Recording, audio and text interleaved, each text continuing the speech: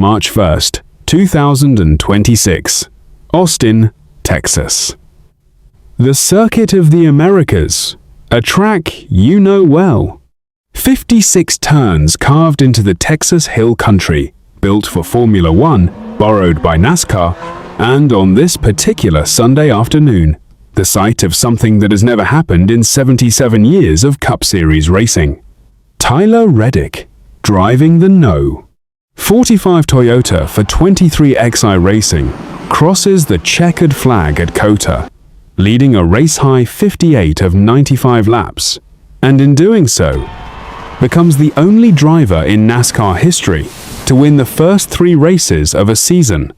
Daytona, Atlanta, now COTA. 3 wins, 3 completely different circuits, 3 weeks.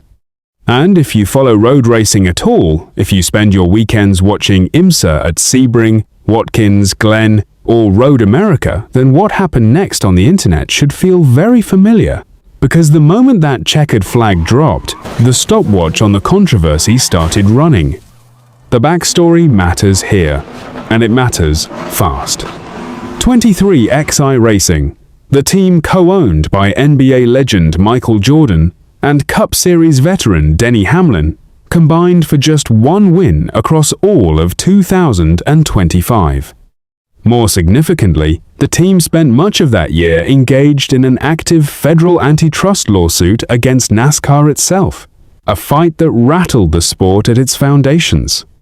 That legal battle ended in a December settlement, and 2311 came into 2026 with the air cleared, and apparently a rocket ship underneath Tyler Reddick.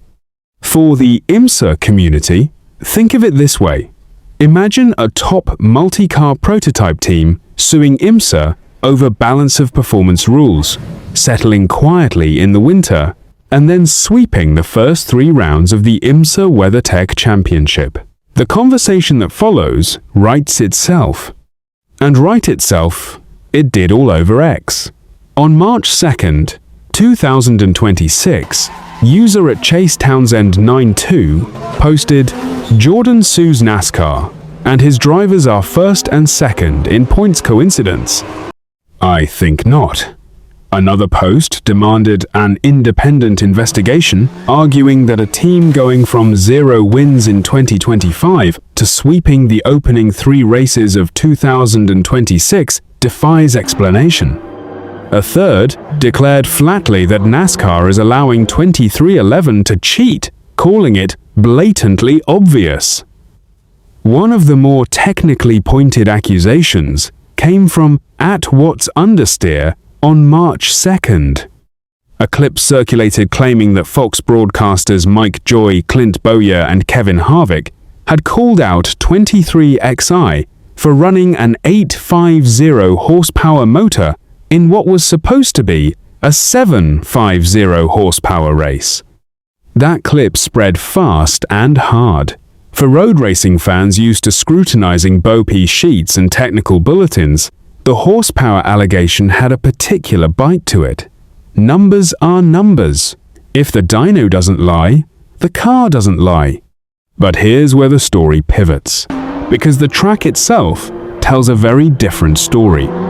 Reddick held off Ryan Blaney for 25 laps in Stage 2 without committing a single mistake, and in the final laps, he managed the gap over Shane van Gisbergen with precision, never overdriving, never cracking under the pressure of history being made. Van Gisbergen, the man who won 5 of 6 road course races in 2025 and came to Austin hunting a 6th consecutive Cup road course victory, was unable to close the gap when it mattered most. "Tyler was just amazing," SVG said after the race. "The way he was driving was really good, and his car was good. We just didn't quite have enough." That's the road course master, speaking plainly. No asterisk, no qualifier.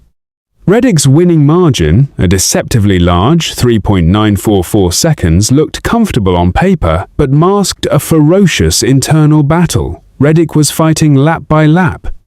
"Shane is that's what he's so good at. He does not make mistakes," Reddick said on the Fox broadcast. I certainly made a couple, and just did everything I could to just manage the gap and just stay away from him. That's not a driver hiding an advantage. That's a driver running on the limit of composure. Post-race inspection concluded without issues, confirming Reddick as the race winner.